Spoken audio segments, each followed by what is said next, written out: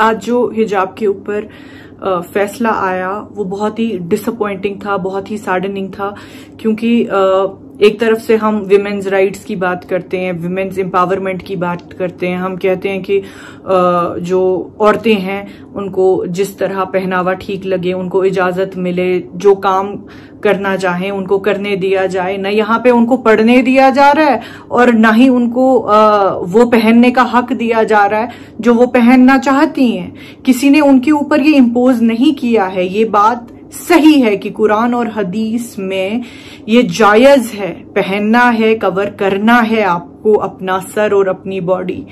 लेकिन मुझे ये पता है मुस्लिम कम्युनिटी में रहते हुए कि कोई किसी को फोर्स नहीं करता है, जिसकी अपनी मर्जी होती है वही पहनता है। और आप इन औरतों से कह रहे हैं, इन लड़कियों से कह रहे हैं कि आप ये हिजाब ना पहने, आप चूज करें एजुकेशन और रिलीजन के बीच में। आप तो इनको एजुकेशन से डिप्राइव कर रहे हैं इस तरह। आर्टिकल 25 में ऑलरेडी जो रीजनेबल रेस्ट्रिक्शंस हैं वो मेंशन्ड हैं, और आर्टिकल 14 हम सबको एक डाइवर्स कंट्री में इक्वालिटी से रहने का हक देती है। हम सबको इंडियन टेरिटरी के अंदर एक जैसी प्रैक्टिसेस करने का हक है।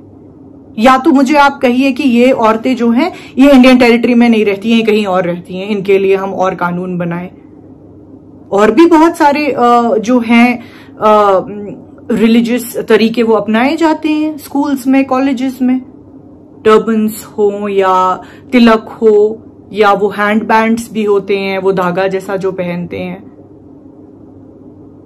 इनमें क्या आपत्ति हो सकती है? ये मुल्क को कैसे थ्रेटन कर रहे हैं, मुल्क की सिक्योरिटी को, या डिसहार्मनी क्रिएट कर रहे हैं? ये तो एक बेसिक चीज है कि एक औरत को ये हक होना चाहिए चूज करने का कि उसको हिजाब पहनना है या नहीं पहनना है। आप उसी का हक छीन रहे हैं, आप उसको डिप्राइव कर रहे हैं उसके राइट से।